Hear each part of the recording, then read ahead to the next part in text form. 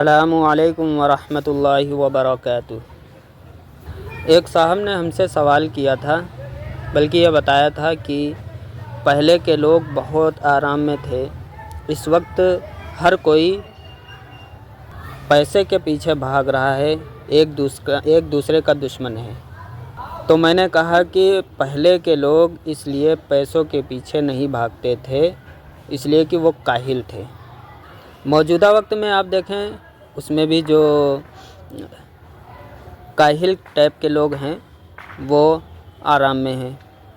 پہلے کے لوگ جب کام نہیں کرتے تھے اور کاہلی سے زندگی گزارتے تھے اور ان سے کوئی عقل مند کہتا تھا کہ آپ پیسوں پہ دھیان دیں، اپنے گھر بار کو اچھی لائف دیں، تو وہ کہتے تھے جو مقدر میں ہوگا وہی ملے گا، یعنی کہ تقدیر کی آڑ میں وہ اپنے آپ کو چھپاتے تھے۔ اور ایسا نہیں ہے کہ اس وقت لوگ تھے، اس دور میں بھی ایسے لوگ پائے جاتے ہیں جو تقدیر کی آڑ میں اپنے آپ کو چھپاتے ہیں اور کہتے ہیں کہ جو تقدیر میں لکھا ہوگا وہی ملے گا۔ لیکن حقیقت یہ ہے، جن لوگوں نے اس طرح تقدیر کا سہارا لیا، آج ان کی اولادیں رو رہی ہیں، ان کے پاس پونجی نہیں ہے اور ان کا چھوٹا سا گھر ہے، کرائے پر رہ رہے ہیں، اور ان کے باپ دادا کی پراپرٹی دیکھی جائے تو بہت زیادہ تھی، لیکن سب بیچ باچ کے دنیا سے روانہ ہو گئے اور بچوں کو اکیلا چھوڑ گئے۔ لیکن میرے بھائیوں، یہ یاد رکھنا، یہ اسلامی طریقہ نہیں ہے اور نہ یہ اسلام کا مزاج ہے۔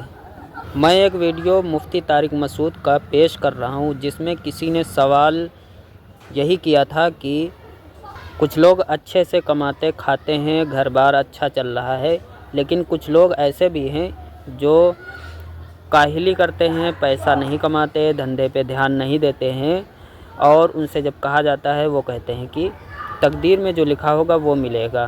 تو اس پر مفتی صاحب کی تفصیلی بات کیا تھی وہ سماعت فرمائیں۔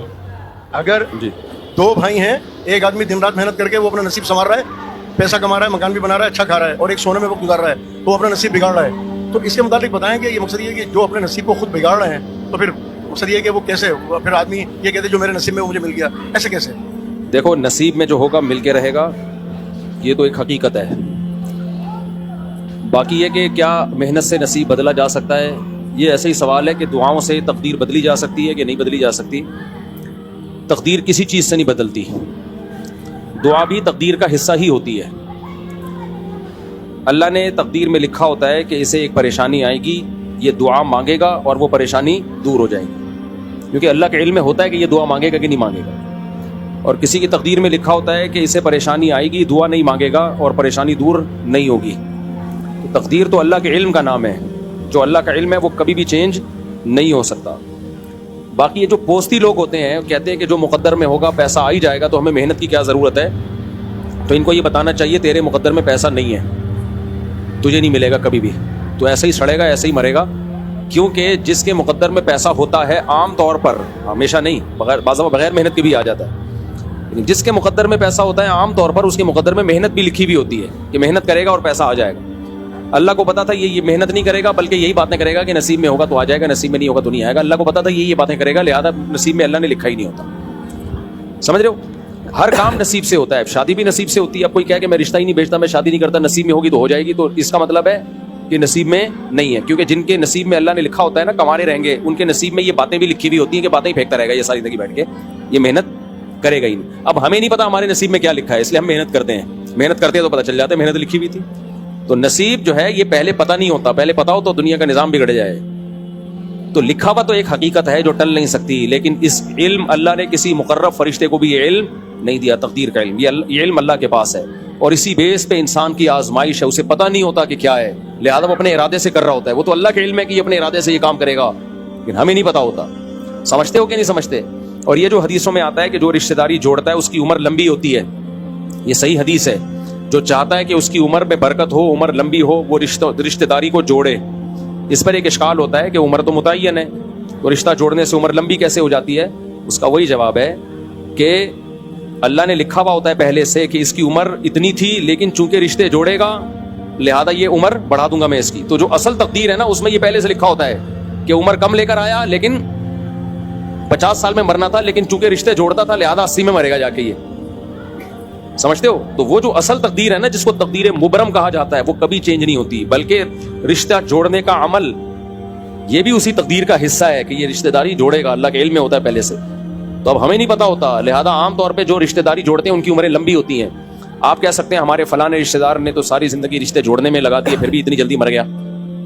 تو اس میں اس کی بات یہ ہے کہ بہت سارے کام وہ جلدی مرنے والے بھی تو کر رہا ہوتا ہے نا. تو جب بھی کسی چیز کے اسباب اختیار کیے جاتے ہیں نا, تو سب چیزیں پلس مائنس ہو کے رزلٹ سامنے آتا ہے. ایک حکیم نے کہا کہ یہ کھاؤ لبوب کبیر, حکیموں کی بڑی زبردست دوا ہے, کھا لیا کرو اپنے خرچے پہ.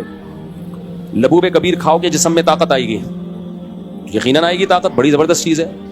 لیکن آپ لبوب کبیر کے ساتھ اس میں چرس ملا کے کھا رہے ہو. آپ صبح 1 چمچ لبوب کبیر کا, شام کو 1 چمچ چرس کا, پھر کہہ رہے ہو کہ یار میرے میں تو طاقت آ نہیں رہی. تو بھائی آپ طاقت لانے کا 1 چمچ اور ختم کرنے کے 2 چمچ کھا رہے ہو. ٹھیک ہے. تو ایسے ہی جو بھی عمل ہے اس سے عمریں بھی بڑھتی ہیں, رزق میں برکت بھی ہوتی ہے, لیکن ہم بہت سارے رزق میں بے برکتی کے اسباب بھی اختیار کر رہے ہوتے ہیں, بہت ساری چیزیں عمر گھٹانے والی بھی کر رہے ہوتے ہیں, تو پلس مائنس ہو کے رزلٹ سامنے آتا ہے. میں سب کو نصیحت یہی ہے کہ کاروبار پر دھیان دو, دھندے پر دھیان دو, پیسے کمانے کے پیچھے بھاگو اور خوب کماؤ. اور اگر آپ پیسہ کمائیں گے تو آپ اچھی لائف بھی گزاریں گے اور دین پر چلنا آپ کے لیے آسان بھی ہوگا. جب پیسہ ہوگا تو لوگوں پر خرچ بھی کریں گے, ٹھیک ہے, زکوٰۃ بھی نکالیں گے, قربانی بھی کریں گے, اللہ کے رسول کے روضے کی زیارت بھی کریں گے, حج بھی کریں گے, عمرہ بھی کریں گے, ٹھیک ہے, اور جو چاہیں وہ خرید سکتے ہیں. ٹھیک ہے. السلام علیکم ورحمۃ اللہ وبرکاتہ.